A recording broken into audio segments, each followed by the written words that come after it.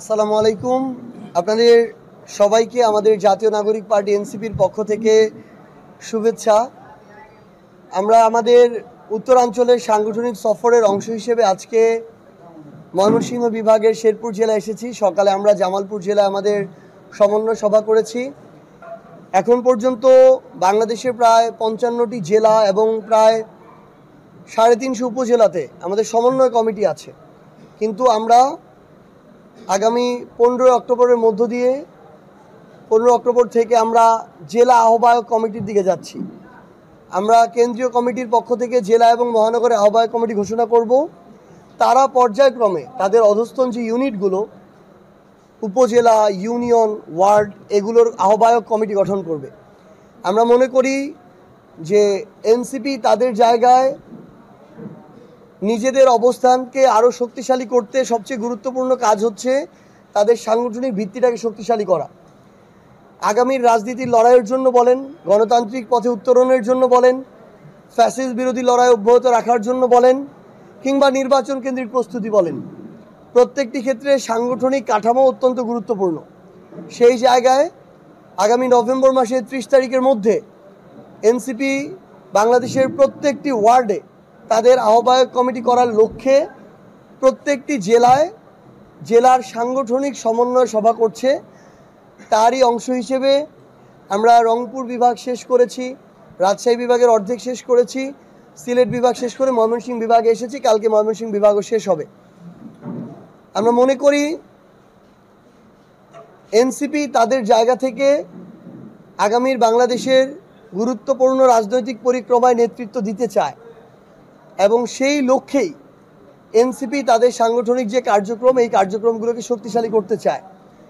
ইতিপূর্বে বিএনপি কখনো এককভাবে সরকার গঠন করেনি, আবার জামায়াতও কখনো বড় পরিসরে জনগণের প্রতিনিধিত্ব করেনি। সেই জায়গায় আমরা মনে করি যে এনসিপি এবার এবং আগামী নির্বাচনে গুরুত্বপূর্ণ সিদ্ধান্ত গ্রহণকারীর ভূমিকায় থাকবে, যে কারা আগামীতে বাংলাদেশের সরকার গঠন করবে। সেই জায়গায় আমরা নিজেদের ওই সাংগঠনিক ভিত্তিটাকে শক্তিশালী করার লক্ষ্যেই এই সমন্বয় সভাটা করছি। আমরা মনে করি খুব দ্রুততম সময়ের মধ্যেই বাংলাদেশের প্রত্যেকটি ওয়ার্ডে এনসিপির কমিটি থাকবে এবং তার মধ্য দিয়ে বাংলাদেশের গণতান্ত্রিক উত্তরণের পথে রাজনৈতিক লড়াইয়ে আমরা সর্বাগ্রে জনগণের প্রতিনিধি হিসেবে কাজ করব এবং সংসদে জনগণের প্রতিনিধিত্ব করব। আমাদের জায়গা থেকে এটুকুই ছিল বক্তব্য। আপনারা এখন আপনাদের প্রশ্ন করতে পারেন। প্রথমেই সেই জিনিসটা আপনি যেটা বললেন বিএনপির সাথে জোটের প্রশ্নে, আমরা আমাদের জায়গা থেকে স্পষ্টভাবে এই জিনিসটা মনে করি যে এনসিপি শুধুমাত্র সিটের রাজনীতির জন্য কারোর সাথে জোট করবে না। যদি কেউ পরিবর্তনের কমিটমেন্ট দিতে পারে এবং কাজে সেটা প্রমাণ করার মতো তারা ওইটুকু কমিটমেন্ট শো করে, দেখায়, তাহলে এনসিপি সময়ের বিবেচনায় দেশের প্রয়োজনে ইলেকটোরাল অ্যালায়েন্সের দিকে যেতে পারে। আবার যদি মনে করে এরকম কমিটমেন্ট কারো থেকে পাচ্ছে না, শুধু কথার ফুলঝুরি, তাহলে এনসিপি এককভাবে নির্বাচন করতে পারে। তবে ইলেকটোরাল অ্যালায়েন্স হলেও এনসিপি অন্য কোনো মার্কায় বা অন্য কোনো দলের মার্কায় অন্য কোনো দলের নামে নির্বাচন করবে না। যেটা আমরা ইতিপূর্বে একবার দেখেছিলাম যে জামায়াত কিন্তু বিএনপির মার্কা নিয়ে নির্বাচন করেছিল। আমাদের যদি এটা হয় ইলেকটোরাল অ্যালায়েন্স, আমরা এনসিপি হিসেবেই নির্বাচন করব এবং আমরা আমাদের শাপলা প্রতীকে নির্বাচন করব। এটার সাথে আপনার যে প্রশ্নটা যে শাপলা প্রতীক না পেলে নির্বাচন করব কিনা, আমরা এখন পর্যন্ত যতজন এই প্রতীক, সংবিধান, নির্বাচন কমিশন সংশ্লিষ্ট যারা বিশেষজ্ঞ, যারা এগুলো নিয়ে অ্যানালাইসিস করেন, গবেষণা করেন, যতজনের সাথে কথা বলেছি, কেউ আমাদেরকে শাপলা পেতে এনসিপির কোনো আইনগত বাধা দেখাতে পারেননি। যেহেতু কোনো আইনগত বাধা নেই, আমরা বিশ্বাস করি নির্বাচন কমিশনের মতো একটা স্বাধীন সাংবিধানিক প্রতিষ্ঠান অভ্যুত্থান পরবর্তী বাংলাদেশে এই স্বেচ্ছাচারী আচরণ একটা রাজনৈতিক দলের সাথে করবে না। আমরা অবশ্যই, যেহেতু আইনগতভাবে বাধা নেই, তাই আমরা শাপলা প্রতীকই পাবো এবং শাপলা প্রতীক নিয়েই আগামী নির্বাচনে অংশগ্রহণ করবে। এটার অন্য কোনো অপশন নাই। পিআর নিয়ে আমাদের অবস্থান খুবই সুস্পষ্ট। আমরা ঐক্যমত্য কমিশনে এটা বারবার বলেছি, আমরা উচ্চ কক্ষে পিআর চাই, নিম্ন কক্ষে পিআর চাই না।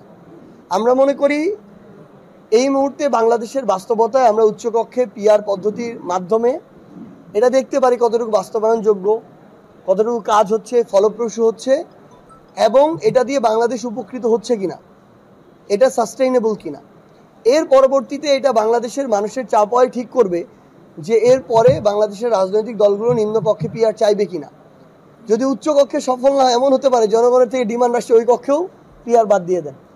সো এই জন্য আমাদের অবস্থান খুবই স্পষ্ট, আমরা উচ্চকক্ষে পিআর চাই, নিম্নকক্ষে আমরা পিআর চাই না, যেটা এখন পর্যন্ত ঐক্যমত্য কমিশনের সিদ্ধান্ত। আমরা তো এখনো এটা কোথাও কনফার্ম করিনি যে আমরা বিএনপির সাথে জোট করছি। বিভিন্ন রাজনৈতিক দলের মধ্যে এই আলোচনাগুলো এখনো কিন্তু চলছে, এবং এখন পর্যন্ত এই দলের সাথে জোট করবে এরকম অনেক ধরনের কথা বা আলোচনা আর থাকলেও কনফার্ম এখন পর্যন্ত বাংলাদেশের প্রথম সারির যে রাজনৈতিক দলগুলো আছে তারা কিন্তু কেউ করে নাই। এই আলোচনাটা চলছে। আমরা আমাদের এনসিপির ক্ষেত্রে এটা বলতে পারবো যে আমরা আমাদের জায়গা থেকে যদি দেখি যে কোনো রাজনৈতিক দলের সাথে আমরা এমন একটা কমিটমেন্টে যেতে পারছি যেই কমিটমেন্ট অভ্যুত্থানের আকাঙ্ক্ষাকে ধারণ করে সংস্কারের জন্য কাজ করবে, বিচারিক প্রক্রিয়াকে পরবর্তী সময়ে অব্যাহত রাখার জন্য কাজ করবে, ভারতের আধিপত্যবাদ সহ যে কোনো আধিপত্যবাদের বিরুদ্ধে কাজ করবে, যেই কমিটমেন্ট শুধু আসন কেন্দ্রিক নয় বরং বাংলাদেশের পরিবর্তনের জন্য কাজ করবে, এমন কমিটমেন্ট যে রাজনৈতিক দলগুলোর সাথে আমাদের মিলবে আমরা তাদের সাথে ইলেকট্রাল অ্যালায়েন্সে যেতে পারি।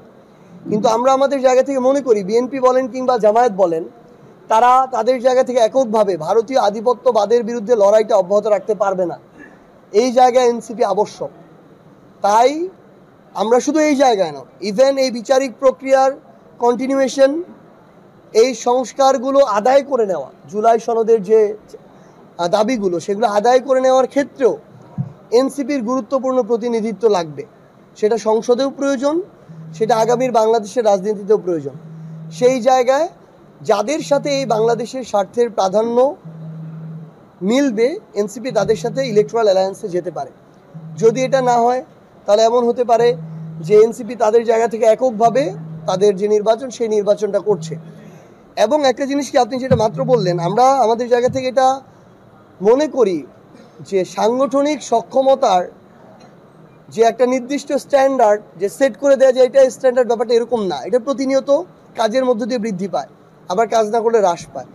আমরা এনসিপি মনে করি সাংগঠনিক জায়গাটা শক্তিশালী করা দরকার দেখেই আজকে আমরা জেলায় জেলায় যাচ্ছি। হয়তো পরের মাসে আমাদেরকে আপনারা উপজেলায় পাবেন। সো আমরা এটাকে গুরুত্বপূর্ণ মনে করে এই কাজটা করছি। আশা করি যদি জুলাই সনদের বাস্তবায়ন এবং বিচারিক প্রক্রিয়ার দৃশ্যমান অবস্থা দেখার পরে আগামী কয়েক মাস, ফেব্রুয়ারিতে হোক আর যখনই হোক নির্বাচনটা হয়, আমরা মনে করি তার আগেই আমাদের সাংগঠনিক সক্ষমতা ওয়ার্ড পর্যন্ত বিস্তৃত হবে এবং আমরা নিজেরাই নির্বাচন করার মতো সক্ষম হয়ে উঠব।